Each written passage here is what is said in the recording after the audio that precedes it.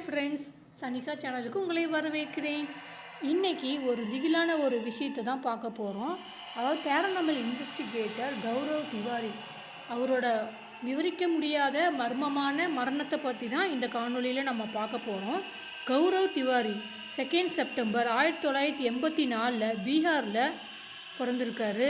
அவர் ஒரு பைலட்டாகவும் இருந்திருக்காரு, யூஎஃப்ஓ லாஜிஸ்டாகவும் இருந்திருக்காரு, நிறைய டிவி ஷோஸ், அப்புறம் ஆக்டராக கூட இருந்திருக்காரு. அவர் ஒரு பேரநார்மல் ஃபவுண்டர், அதாவது சிஇஓ. அவரோட 18ஆம் வயசில் தான் அவர் நிறைய அட்வர்டைஸ்மெண்ட், ஃபிலிம்ஸ் எல்லாத்துலேயும் நடிச்சிருக்காரு. அவரோட 21 இயர்ஸில் ஒரு பைலட்டாக ஆகணும்னு ஆசைப்பட்டிருக்காரு. அதே மாதிரி அவர் ஒரு ஏர்க்ராஃப்ட் பைலட்டாகவும் மாறி இருக்கிறாரு.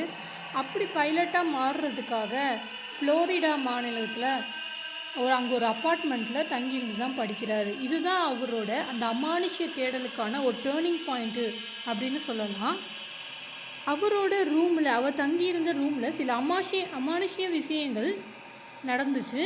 அதாவது டோர் தானாக திறந்து மூடுற மாதிரியும், நிறைய விஸ்பரிங் வாய்ஸஸ் கேட்ட மாதிரியும், அங்கே இருக்கிற ஆப்ஜெக்ட்ஸ் எல்லாம் மூவ் ஆன மாதிரியும் நிறையா அந்த மாதிரி அமானுஷ்யமான விஷயங்கள் இவருக்கு ஏற்பட்டுச்சு.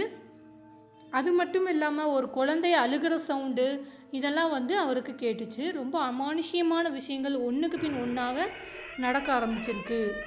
அப்போது இதை பற்றி அவர் கொஞ்சம் கூட பயந்துக்காமல் இதை சயின்டிஃபிக்காகவும் லாஜிக்காகவும் அதை யோசிக்க ஆரம்பித்தார்.